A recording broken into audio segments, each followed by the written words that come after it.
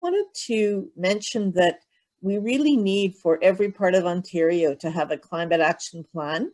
Some parts of Ontario, the climate emergency declaration has been made by the local governments, and it was mentioned earlier that Toronto made this declaration. Toronto also has a climate action plan, but something only like 4% of all the municipalities in Canada have a climate action plan.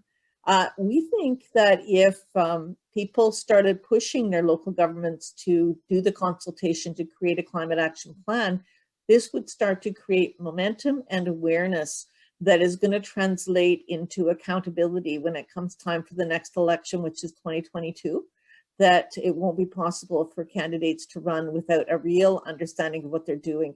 Moving on. Can we just try this exercise, and then I'm going to let Lynn speak and Sarah speak, and also Rosemary about some things that are going on.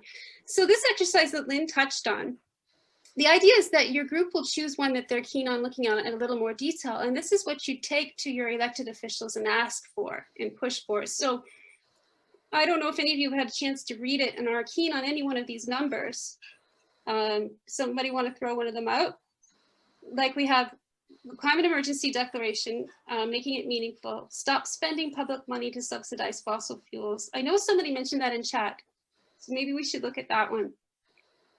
So I suggest when you're running a conversation that you have the group decide on one, just to give them an example of how they can advocate for a certain thing from government. So there's lots and lots of details in each of these slides.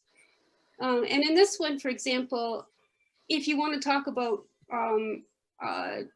ending fossil fuels, you can talk about redirecting the subsidies. You can talk about how the carbon budget is actually going to be used up by the existing oil fields, you know. Anyway, there's lots of references in each of these points. And so you might ask your elected officials to reject new fossil fuel projects. And you might back that up with some of these reports, details from the reports that show we just can't develop any more fossil fuel and meet our carbon budget. So this is a resource that you might use with your group.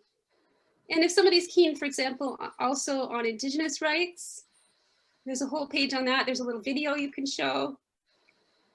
Or if they're keen on a just transition for workers, there's a little video there too. So it's just a resource for you, and you won't be able to go through it all. You can always send it to your attendees as well, so they can take a look at what we can ask for on the national level and levels too. But that is the last thing I wanted to share.